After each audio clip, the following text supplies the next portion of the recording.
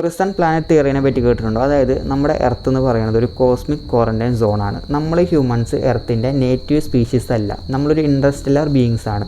നമ്മൾ ഏതോ ഒരു യൂണിവേഴ്സൽ ലോ അനുസരിക്കാത്തതുകൊണ്ട് നമ്മളൊക്കെ ജയിലിൽ കൊണ്ടിടുന്ന പോലെ എർത്ത് എന്ന പ്രിസണിലേക്ക് കൊണ്ടിട്ടതായിരിക്കാം എന്നാണ് പറയണത്. അതും അല്ലെങ്കിൽ നമ്മളെ സയൻറ്റിഫിക്കലി എക്സ്പെരിമെൻറ്റ് നടത്താൻ വേണ്ടി കൊണ്ടിട്ടതായിരിക്കാം.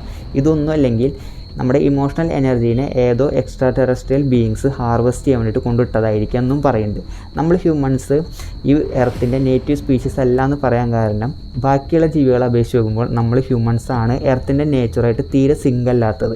നമുക്ക് വസ്ത്രം വേണം, അല്ലെങ്കിൽ ഷെൽട്ടർ വേണം, അല്ലെങ്കിൽ നമുക്ക് വെയിൽ പറ്റില്ല, മഴ പറ്റില്ല, ബാക്കിയുള്ള ജീവികളെ പറ്റില്ല. അതിൽ നമുക്ക് ബാക്ക് പെയിൻ ഉണ്ട്, സ്ലീപ്പിംഗ് ഡിസോർഡേഴ്സ് ഉണ്ട്, അല്ലെങ്കിൽ നമ്മുടെ പ്രസവ പ്രക്രിയയാണ് ബാക്കിയുള്ള അനിമൽസിന് നോക്കുമ്പോൾ ഏറ്റവും ഡേഞ്ചറസും കോംപ്ലിക്കേറ്റഡ് ആയിട്ടുള്ളത്. അതൊക്കെ നമ്മുടെ ഡിസൈനിലുണ്ടായിട്ടുള്ള ഫ്ലോസ് ആണായിട്ട് കാണുന്നത്.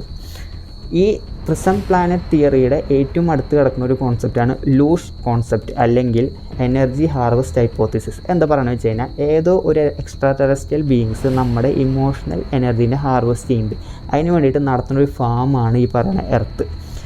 Emotional energy extra terrestrial beings എന്തിനാണ് യൂസ് ചെയ്യണമെന്ന് ഇതുവരെ ആയിട്ടില്ല, അതിനുള്ള തിയറിയും ഉണ്ടായിട്ടില്ല. പക്ഷേ പറയപ്പെടുന്നത് പോസിറ്റീവായിട്ടുള്ള ഇമോഷൻസിനേക്കാളും നെഗറ്റീവായ ഇമോഷൻസാണ് കൂടുതൽ എനർജി റിലീസ് ചെയ്യുക. അതായത് പോസിറ്റീവ് ഇമോഷൻസ് ലൈക്ക് സന്തോഷം, എക്സൈറ്റ്മെൻറ്റിനേക്കാളും എത്രയോ മടങ്ങ് കൂടുതലാണ് നെഗറ്റീവായിട്ടുള്ള ഇമോഷൻസ്. അതായത് വിഷമം, സങ്കടം, അല്ലെങ്കിൽ വെറുപ്പ്, ദേഷ്യമൊക്കെ ഉണ്ടാക്കുന്നത്. അതുകൊണ്ട് തന്നെ ഈ എക്സ്ട്രാ ടെറസ്ട്രിയൽ ബീയിങ്സ് എപ്പോഴും നമ്മുടെ ഇടയിൽ യുദ്ധങ്ങളും രോഗങ്ങളും നമ്മൾ വിഷമിക്കുന്ന സാഹചര്യങ്ങളും സഫറിങ്സ് ഉണ്ടാക്കാനും നോക്കുക. എന്നാലാണ് അവരുടെ എനർജി റിക്വയർമെൻറ്റ് ഫുൾഫിൽ ആവുള്ളൂ എന്നാണ് പറയുന്നത്.